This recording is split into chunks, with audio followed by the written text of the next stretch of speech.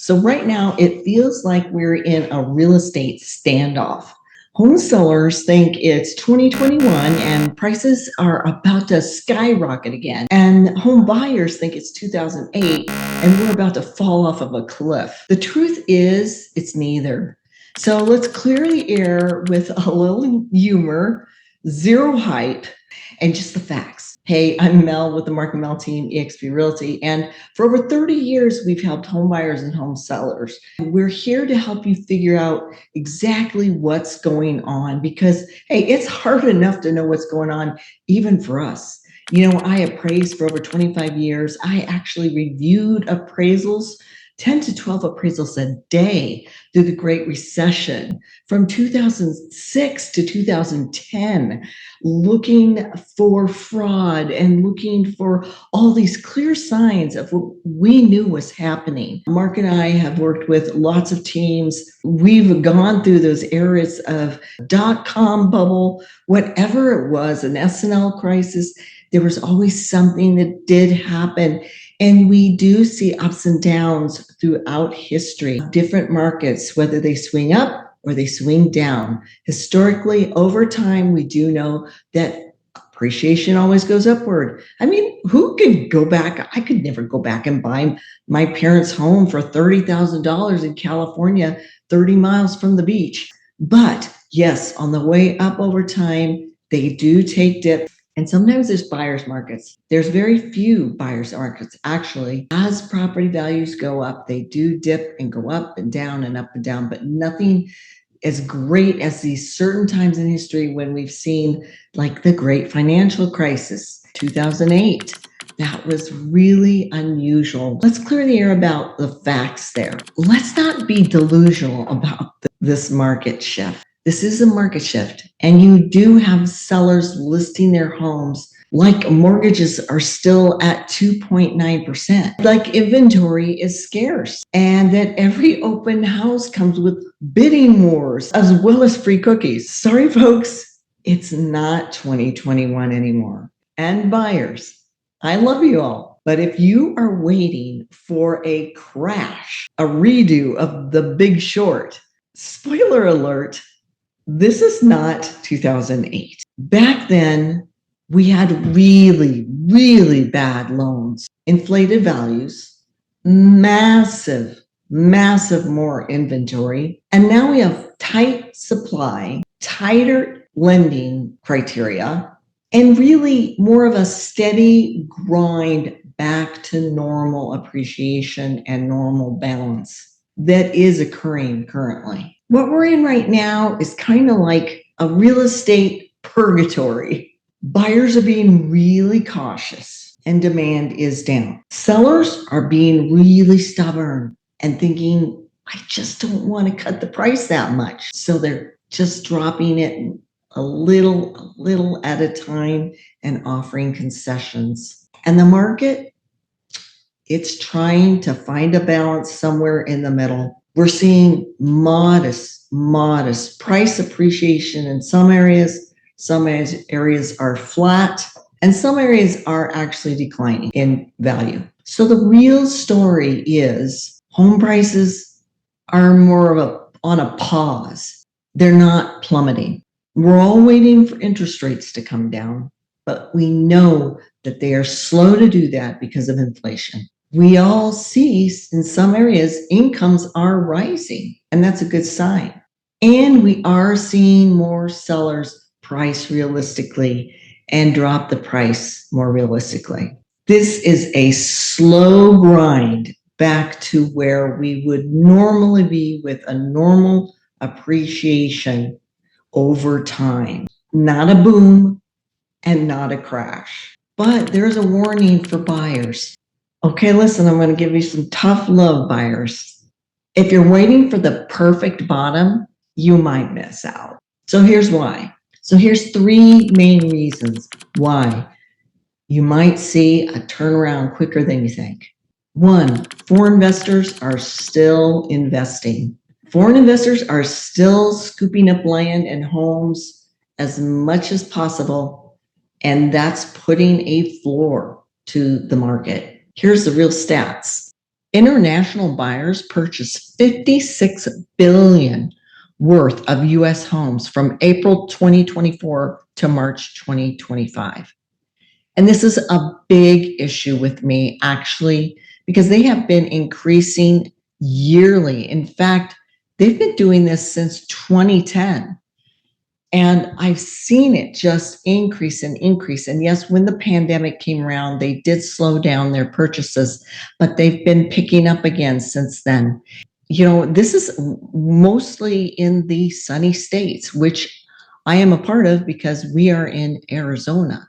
So you see a lot of our inventory be picked up by those foreign investors. There are a lot of our home sellers that had opportunity to look at all these bids, and then they chose the foreign investor because they just offered a higher dollar, that much higher, all in cash. So the seller's going to take that offer. And just FYI, I'm talking to all our government officials. You can too. You can make a difference if you voice your opinion. We have associates at eXp Realty in Canada. I spoke to some of them about this because I heard a few years ago in Canada, they were going to put a pause in Canada on foreign investment groups buying up their single family homes and land. Just a pause because it was an emergency situation where their buyers couldn't get into the market. So they put a pause on foreign investors, and it is helping ease that pain for their citizens. I personally think we need to do that because we have a situation that has become more urgent. That's my personal opinion. Love to hear what you think. I'm open to listening to all different views, but I really think it's at an emergency situation that we need to put a pause. Now, back to another reason that you'll see continually buyers, this will be another reason you'll have to look out for continued lower inventory and not increasing as much as you want, which you can see with our Arizona inventory. It's flattening out right now. So you see inventory in our Crawford report shows that inventory is flattening currently. It could increase before the end of the year, but currently it is flattening, which will put more pressure on a balanced price instead of price drops. Because the closer you get to lower inventory, the more it's going to push up that price. Number two, domestic investors want hard assets like real estate instead of stocks right now. We all know stocks are kind of volatile, and there's a lot of people pulling from stocks right now. And I'm not a financial advisor. So you should talk with your financial advisor about your 401ks and your investments in stocks and all that.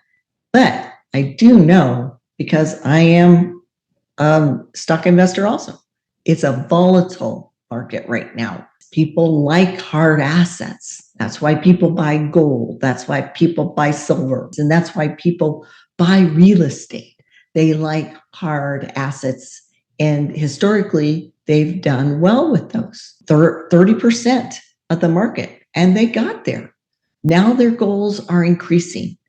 And they will strive to get there. Meaning they want to keep buying homes, which will keep the supply lower. Number three, even a small dip in interest rates.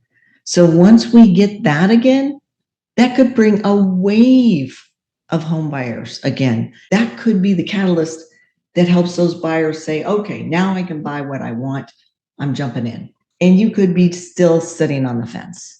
Okay, so what do I watch for? How do I find a bottom of the market? So as we go through the year, you can see we have been dropping in price. The prices have been coming down since 2022. They've popped up, that they come down again. So they're trying to find this equilibrium, right? And you have this pull constantly between buyers and sellers. And you see over time that they have come down since the peak of 2022. So really, if you were to draw a line, say thinking that you were just getting regular appreciation instead of that spike when rates went so unusually low, that spike of 40%, we were at an average of 5 to 6% a year.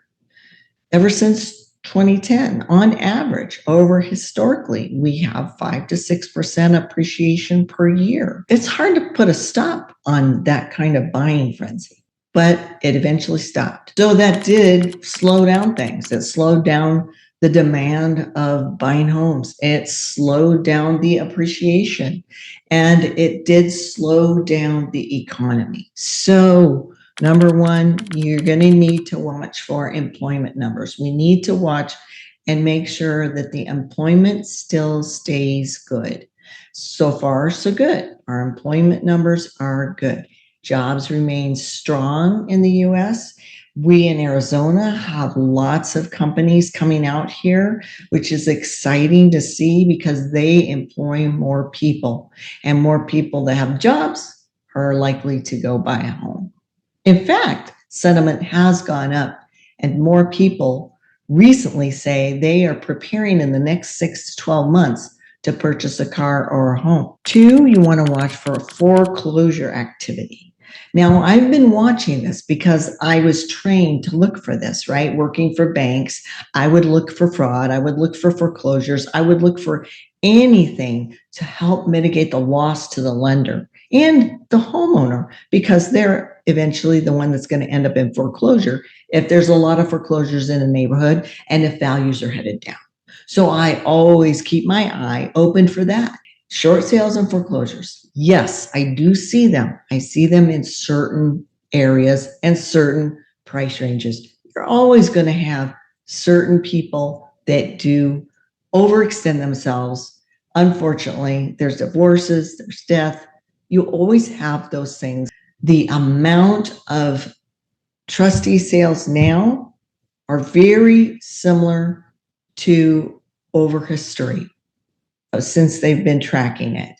You can see back before the Great Recession and that peak that they started increasing, and they shot up when all those bad loan properties, all those people that had several bad loans apiece and were trying to buy a bunch of rentals without proving income and having no tenants in there, they just gave the property back to the bank. So the banks ended up with unreal amounts of property, and that oversupply got them off guard. But like I said, you haven't had ninja loans, you haven't had those no income, no qualifying loans ever since that time period. Since they cleared out all those foreclosures, you have seen low amounts of foreclosures over time. And the reason is because ever since that time period, they stopped making that kind of loan. You couldn't make that kind of loan anymore. It was, you had to qualify. You had to show your proof of income. You had to show that you qualified for the loan, that you did have a job, that you did get income, and that it was exactly what you said. Now, in all honesty, there is a lot of foreclosures were put on hold because of the pandemic. So forbearances and putting off the foreclosures is a real reality that happened during the pandemic. If you look at the graph, you can see that they went unusually low. And you